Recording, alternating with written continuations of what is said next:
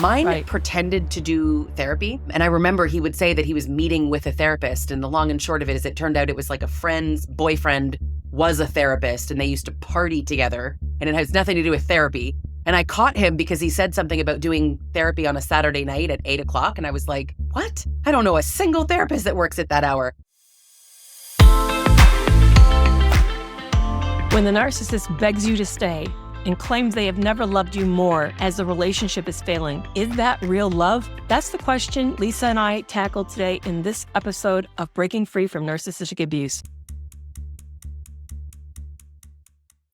When I was coming out of my abusive relationship, the thing that just made me absolutely crazy was that he was telling me to leave, and he was telling me that if I left him, I was weak. He was guilting me, make me feel like I was abandoning him, abandoning our family, and that he loved me, but also he was awful. And I never could understand if he meant it. This is such a common story, Lisa. It's not my experience. It's not what happened to me, but I can't tell you the number of times I have people tell me is the relationship's breaking up, that they have a sobbing spouse on the floor, clutching their ankles, begging them not to walk out, and then promising they'll work hard, and then showing up and doing all the things. Like just this week, someone was telling me it's her ex, well, soon-to-be ex, is giving her everything she's ever asked for in this relationship. And she feels loved. Did you feel loved by that when that started happening? Absolutely, because he was chasing me, pursuing me. It felt like, oh, see, he doesn't want this to end. Even though he's telling me he does, some of his actions didn't match. And I know that flip-flops, right? Sometimes their words are what sound good and their actions don't. And sometimes their actions sound good and their words don't. They just love to keep you so confused. Right. But you can't make sense of it. So I was trying to make sense of, does he love me? Is this what this is? Is he traumatized? Is he going through something? What is this? And the part that I get really super worried about is that we tell people, we give the advice of don't watch what they say, but watch what they do. And this is one of the periods of time when what they say and what they're doing matches. It's not inconsistent. The other times in the earlier part of the relationship, there is an inconsistency. They'll say, I love you, and then they're cheating on you. Or I love you, and then they're spending money on things you know that you would never approved or betraying you in other ways.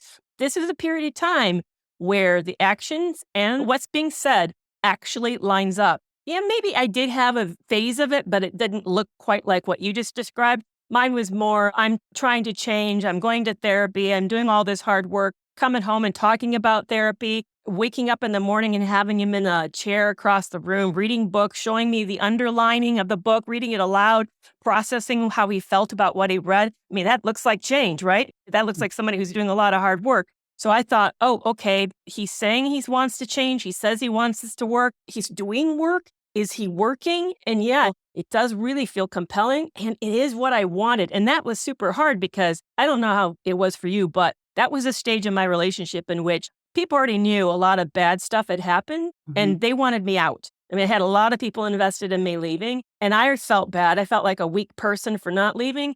But this made me feel so confused and feel loved and feel pursued, like you just said, that I got super confused. And I doubled down and started believing harder in us. It did work for me. I mean, it got him another year. I wanted to be loved. Hello, basic thing that we all want. We want to be loved, and we want to be loved by the person that we love and that says that they love us. Mine pretended to do therapy. And I remember he would say that he was meeting with a therapist. And the long and short of it is it turned out it was like a friend's boyfriend was a therapist and they used to party together. And it has nothing to do with therapy.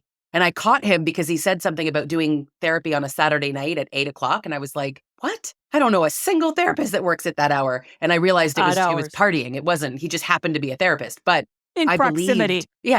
I know a therapist. That's the same as being in therapy, isn't it? I've met one. To a narcissist it is, yeah. Right? Yeah. That's the narcissistic truth of it all. But I believed for a while that he was trying to change. You know, he told me that he was diagnosed with depression, which to be fair, may or may not be true, but he was telling me that he was moving forward and telling me that he loved me and telling me the plan. And the plan was we were going to spend some time apart and then we were going to get back together. And this is what it was going to look like and what he was going to do in the meantime and what I was going to do in the meantime. And it seemed at some points like we were moving along. But I think for me, it was this, but he loves me and he wouldn't hurt me. He loves me deep down. I know. And all of this aggression and anger, I didn't use the word abuse, but I'll call it abuse now. I rationalized it as from trauma and it's a reaction to, or it's his attachment, or he had reasons. I was giving him all these reasons because I felt like he loved me. And I was in disbelief that anything else could be true. I was really confused too. In fact, I got a new computer, so I've been putting on the applications and uploading connections to drives so that the applications are connected to the right backups. And one of them was, I forgot about this. I forgot this had happened. That as we were trying to so-called repair this relationship, I got the brilliant idea of why don't we quit working and take a year and travel around Mexico and see all these really fantastic places. That we'd stay a month in different locations for a year. And I actually set them up, made reservations, and started putting in all the details where we're going to see the mountains in this area. And then we're going to go over the coastline here. And we're going to go down where they have looms and make rugs and where he was born and do all this really fantastic trip and see all of Mexico. That was the plan. And while I was doing all this work and he's invested in it too, I kept thinking, I could feel that uneasiness, like, what am I going to do with this man who has nothing to do with his time, who does bad things with his time? And I have to keep entertaining him, but I keep hoping that he'll fall more in love with me and just get fixed. Because here's the sad part of my first marriage is that when I married Brad, we were both 21 and both came out of unstable home situations. And he was selfish and he preferred to be with the guys than to be with me. But over time, he stopped. He became friends with me and then drew really close to me so that by the end, he and I were best friends. He would tell you that I was his best friend and I was the one person in the world he knew really had his back. And I would say the same about him. And so I saw that transition that happened and I really believed it could happen here, or at least I wanted to believe. I hoped that it could happen. It happened before. I've seen other people draw closer. So I could feel as I'm making this plan to see all of Mexico that it was kind of a pipe dream. I felt that this was sort of pie in the sky, not realistic. We're not 21 years old. I'm talking nearly a 50-year-old who has a lifestyle of duplicity. And I'm trying to hope this man's going to somehow commit to me. And yet we're painting it together. It was crazy. Of course, I had to cancel it all as things started crumbling and falling apart. But I see this happen over and over. And it's very painful for me to tell clients when they share this with us, whether it's in the Toxic Free Relationship Club, that comes up frequently as a live question is they want to know, does this person love me? How do I know what love is? So what do you say when you get asked that question? How do you know, Lisa, what love is? I'm thinking of a quote, and I can't really remember who said it. It's in a book somewhere, but if we were all working off the same definition of love, it would be a lot easier, right? But I think the key here is, what is love to you and what does love feel like to you? And I know because, maybe the answer is even love feels like happiness and contentment and peace and joy and laughing with someone and Sunday mornings and whatever you want to talk about, trips through Mexico. And you have those things in your relationship. So you're like, see, that's love. Okay, but what doesn't love feel like?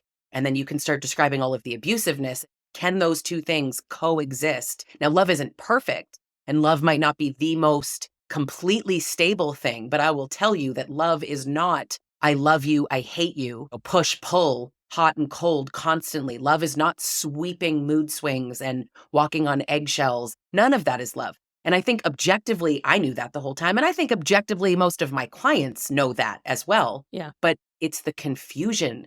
I think the cognitive dissonance is the biggest driver of not being able to tell. But when you ask somebody to push back on, like, what is your definition of love and what does it feel like to you? Because I think we all have different experiences that would make us answer that question a bit differently. I go to a biblical definition of which I really appreciate out of 1 Corinthians 13, because I do think you and I would actually agree on it. It describes love as patient, kind, doesn't hold grudges. It's a person who's appropriately sacrificial, respectful. Those are the kind of qualities that I ask myself. Is there a reciprocity in the kind of patience I'm giving to this person? Are they giving that kind of patience back to me? Do I respect what they say? And do I respect their emotional states? Do I respect their needs? Are they offering that kind of respect back to me? Do they allow me to be in various emotional states? Am I shutting down or shifting or shunting something within me to make myself not bother them and not upset them? Am I able to show up freely as me? Those are the things I start to ask people to ask themselves, and I have to ask myself. And, be honest, in a period of time while I'm painting this beautiful picture of a year of traveling Mexico, and doesn't that sound lovely?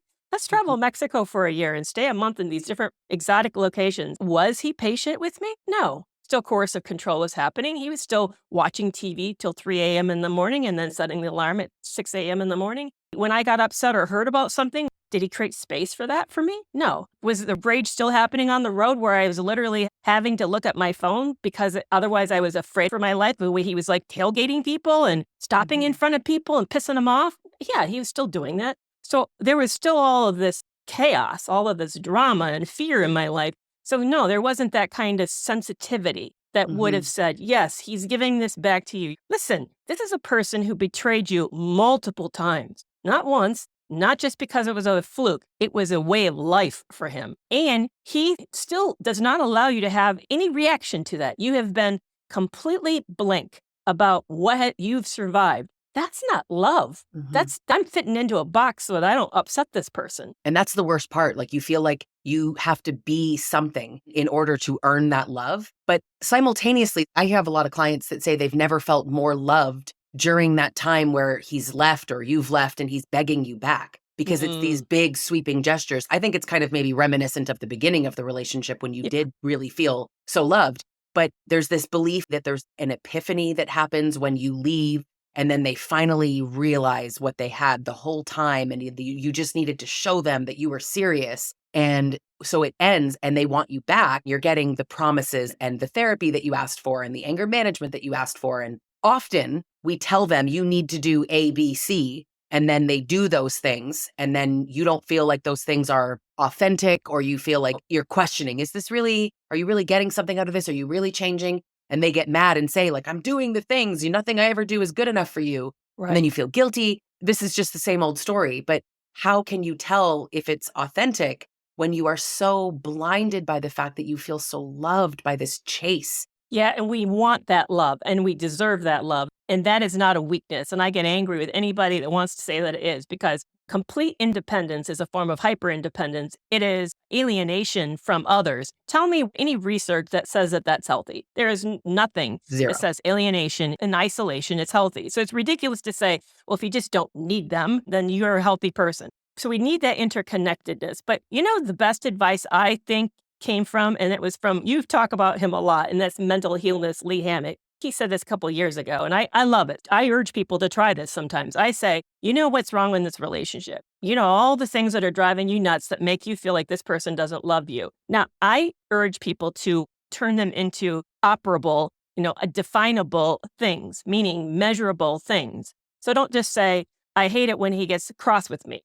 Instead, say, I don't want him calling me names, or I don't want him walking out of the room and ending conversations just abruptly. You have to make it so that somebody watching could say, yes, this person's failing or succeeding at whatever the task is. But make a list of them and then say to this individual, I have a list of items that has to change in this relationship for me to continue with this. But I know that you say you're invested, and I believe that I believe that you're invested. So I'm going to tell you a couple of them, but I'm also not going to tell you a couple other ones. And they all have to change for me to know that this relationship is serious. And by the way, these things can be changed if you're serious, because this is what people do in a healthy relationship. And you have to be sure that they're realistic. I would make sure to talk to a coach or a therapist or a good friend to make sure your list isn't unreasonable.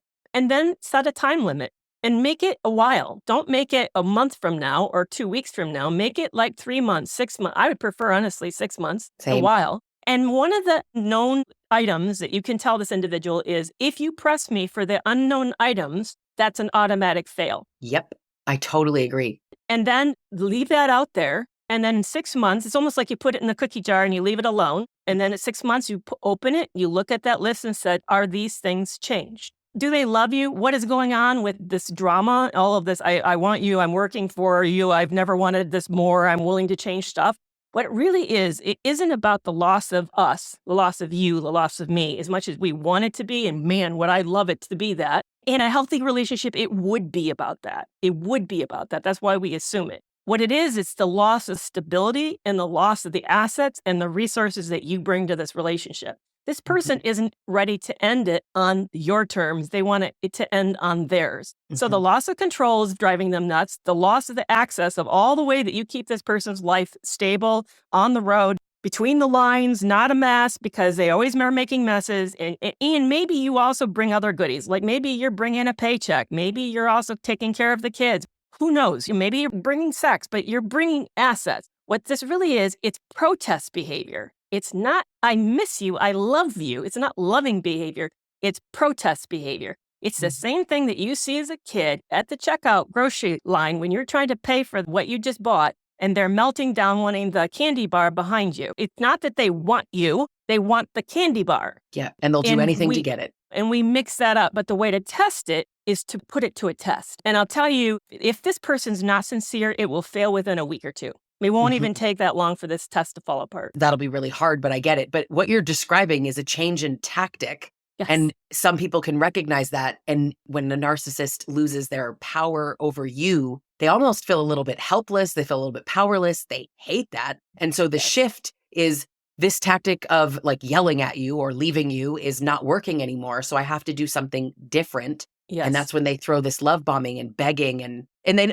to be fair, they don't all do that. But the ones that do, it's like they're using this knowledge that you want to be loved and all the promises. But when you perform a test, they will fail it and then you will see. But having said that, if they catch this, that it's a test, if you frame it and use that language, I'm testing you, I can only imagine. Like, now you're testing me, so you don't trust me? What's the point of it? I can just hear the argument. I'm having an argument with my ex in my head right now. I can feel it. No, you can't frame it as a test, but you can talk about it like, I hear you really love me. I hear you want to work on this. There are some things that has to change. I think if you frame it that way, not as an exercise or as a test, but just frame it as, there are some things that I don't want to share, but are just things that normally change when relationships improve, and there's some things that don't. I'm not going to share all of that with you because I really need to see you do work and do the hard work of knowing what went wrong here. Because we're used to taking the emotional labor on. I don't know, you're half smiling. So what are you thinking here? I'm thinking of an immediate thing that a narcissist would say that you don't even have to go through with the rest of this test because it's a great test. But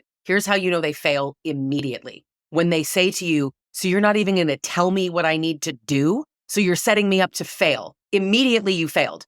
Because a healthy person or a person interested in being healthy or healthier would say, I'm going to figure this out. I'm going to do right by you. I'm going to try. But the anger in how you present this, even if you present it in the really great way that you just described, if they get angry at this or at you for not giving them the exact roadmap, what they're telling you is that I need you to tell me the actions to take, and I will, and this is a mental illness thing, go check, check, check. I will do the things, and it will never be authentic. And then you'll still question if it's true or not. Right, because here's even the bigger piece, Lisa. A healthy person would never have had to have this conversation. Right. They would have known there's something going wrong. They would feel your pullback. You would say, I'm thinking of a divorce or I want a separation. They would say, oh, crap, I love her. I love him. I don't want to lose this. And they would get their ass out and start doing the hard work of figuring out what's wrong and really looking at their self and remembering all the arguments and all the things that you said in the past that they have ignored before. Because this is how I liken a failure to a relationship. I don't know where I saw this analogy, but it made so much sense. Relationships are like two people in a canoe. Like imagine that you guys are survivors off in the middle of the ocean and you're on this little raft together. And one of the members falls into the water and starts flailing. I'm drowning. I'm drowning. And the other person in the boat or the raft just sort of like doesn't hear them and doesn't realize this person's flailing and drowning. And eventually the person in the water drowns. They disappear. And then the person in the raft says, oh my goodness, I'm on the raft alone. Where are they? And they start scrambling and getting really anxious and scared and start searching for them. And by then they don't realize the other person's already gone, that they have been yelling for a while and it's been ignored. And often at that point it's too late. But sometimes we catch it enough when the person's still flailing and we can pull the relationship back. But with a narcissist, they're angry. All of this to them, you asking for something, they perceive that you're being entitled. God forbid, only they're front and center all the time. They're the only person in the room. So the minute you show up, they have an issue. Even that, you're like what you're saying is, I have to do my own emotional work. You're not going to do the emotional labor around here because I expect you to do all the emotional labor. And I cannot tell you, Lisa, in that relationship, I did all the emotional labor. He couldn't ask for a cushier life. Seriously, couldn't. He didn't even know when the amount in the bank. And literally, he just went and drew money out. It was like better than my kids ever had it. My kids didn't even have it that easy. Yeah, it's unbelievable. But then it's the expectation. And I think that's the key. Like you are responsible for the emotional health of the entire relationship and them as an individual. But they are relying on you for that. I don't think they necessarily recognize that consciously, but it's all on you. And that is a sign, right? If they are looking at this relationship like you need to be happy that they have made these changes, you should be grateful that they went to therapy, or my favorite, I haven't even yelled at you in like a week. My God, you're still on that from last week? Yeah, It's yeah. Or over. how Get about over it. they've asked you to applaud for those small things. Did you notice that I took the garbage out? Did you notice? Did you notice? Like, Yeah. You were yeah, always but on how me many about that, times? and I did it.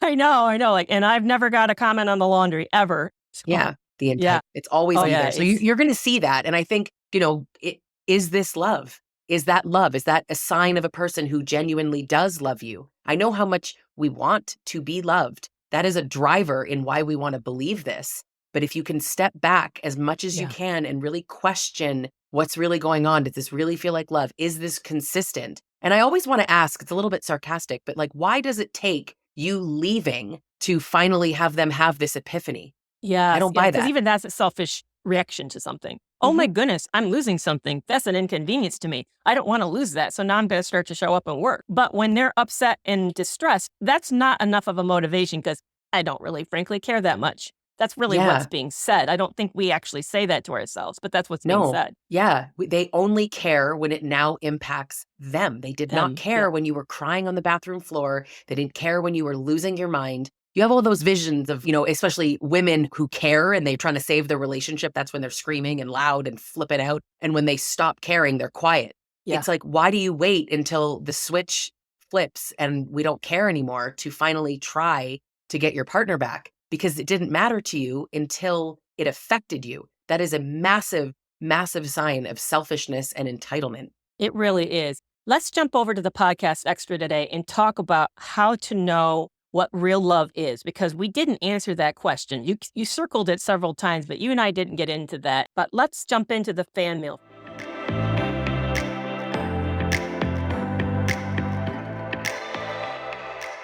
So we got a letter from Charlotte, North Carolina this past week, Lisa. It said, what are some ways that I can protect my child from his or her covertly narcissistic parent? Many of this parent's offenses are almost impossible to pinpoint, let alone try to explain to a small child. Yeah, I can think of, for example, like showing up late at a recital for the child or a sporting event and then having a Mhm. really great excuse, but they do it every single time. And you know that it really hurt because maybe that key moment in the child's game got missed. And now you're trying to explain the fact that this, what do you say is an explanation of why they are not showing up. So what do you say? I know you deal with a lot more parents than I do. How do you coach someone Mhm. through this? I maybe have a unique perspective on this because I think that most people will answer, like, let's say your child says, like, why, right? The child is directly Yeah. asking. I don't answer the question. I would say, I see that you're hurt and I get that. It makes sense that you feel that way. And, you taught me this, but you let the child sit in the paradox of, I feel like he loves me or she loves me, and yet they don't show up or they don't pay Right. attention or they're not there for me. And I'm not saying, highlight that, but just sort of, Right. yes, that is sad that he didn't show up. Yes, that is sad that that happened. Makes sense. You don't actually answer the question. Right. Now, some people feel uncomfortable not answering a question, but this is how you get them to see it for themselves and you don't create loyalty binds. Right, because the other dangerous thing that we do is that we explain it away. What we inadvertently do when Mhm. we do that is like, well, they didn't mean to. They just, how work sometimes takes too long and they can't leave when they want to. What you're inadvertently is saying is, I'm sorry, dear, my sweet child, you're not as important as work. Mhm. And you need to know that you're a second priority in this other person's life, and maybe second priority in everybody's life, which has been the topic we've been talking about is what is love. When we get used to that message, then we get used to having behaviors that are unloving. So I agree with you. Yeah, I would do, that's what I would say. I would tell them to do something very similar to say, yeah, I'm sorry. That's hurtful. I hate it when it happens to me. And then just sort of like leave it there and then see what happens. Follow the conversation. Let them direct where it goes. I think a Mhm. lot of times as parents, we think that we have to have the answer. We don't have to have the answer. Mhm. Sometimes kids, just like, in a relationship between two adults, we're just looking for a place to vent and express our frustration. We're not really looking for a solution. We just want to hurt. Mhm. So showing up and being sensitive is a fantastic thing, but it does also allow them, like you said, it creates that tension and allows them Mhm. to work on the tension for like, I don't get that. They say this is important and they consistently miss things that are important to me. So what does that really mean? And over time, it helps them come to the conclusion of, I think they don't tell the truth, which is what you want them to get to on their own. But On boy, their if you own. say that, that's a bad thing to do. You can't do that. Yeah. I strongly just want to reinforce it. Let's say that it was, he's daddy always chooses work. However you frame that is going to hurt the child. So my question is always, does that benefit your child? And a lot of people are like, yeah, but they deserve to know the truth. You didn't answer my question. How does that benefit your child to know? There's no benefit. Knowing the truth, if that's the truth, it doesn't actually benefit them. And I'm not saying protect your ex, and I'm not saying to necessarily even protect your child. I'm saying they don't need your version of the truth that like daddy always chooses work, or this is why they don't show up, or don't fill that in for them. They need to connect it on their own. That is what will make them see it finally. And a lot of people think, well, they're a small child, so they're not making that connection. I want to strongly disagree with you. They are. They are making that connection. Kids, I've even seen therapies of highly sophisticated conclusions children are drawing. I happened to watch two renowned experts conduct family therapy, and they were talking about adult topics in front of the children, and the children who were maybe 3 or 4. And by the way, it wasn't direct language, so it was not explicit. But on the other hand, as an adult, you know what they're talking about. The children actually acted it out in the play right there on the floor. And so here these kids are making these conclusions. They do understand what's happening. They're not using the words you and I would use. They're experiencing it emotionally, showing you with their action, their motion, but they get it. They're making the connections. We need to trust that process. But what happens that we often don't realize is, one, we're expressing our own rage. When we tell them these things, we're angry, and we want them to know that we're angry and take our side. And that's the terrible part of the separation, or when the relationships are going bad, is it becomes a competition of who do you love more, mommy or daddy? And we really need to avoid anything that remotely resembles that. The narcissist or the toxic parent is not, but we can't get them to play by good rules. And if you let them be the only one that does that, they will start to look bad at some point. Mm-hmm. Just wait. I know the patience is hard, but wait. Just wait. Yeah. Well, this was a fantastic topic. I'm glad we talked about it. Now we're going to hop over and talk about how to heal from not recognizing what love is, how to find love. So I hope people will join us on the podcast extra. Well, that's a wrap for this week's episode. Are you following me on TikTok, Facebook, Instagram, and YouTube? Find me at Kerry McAvoy, Ph.D. And whether you're in, consider leaving, or have left a narcissistic relationship, find community support at my Toxic Free Relationship Club. You can learn about this resource as well as others at KerryMcAvoyPhD.com. Now you don't need to wait a week to get your next podcast fix. Join Breaking Free from Narc Abuse at Substack.com to get exclusive audio content for subscribers. To sign up, click the link in the show notes. And I'll see you back here next week.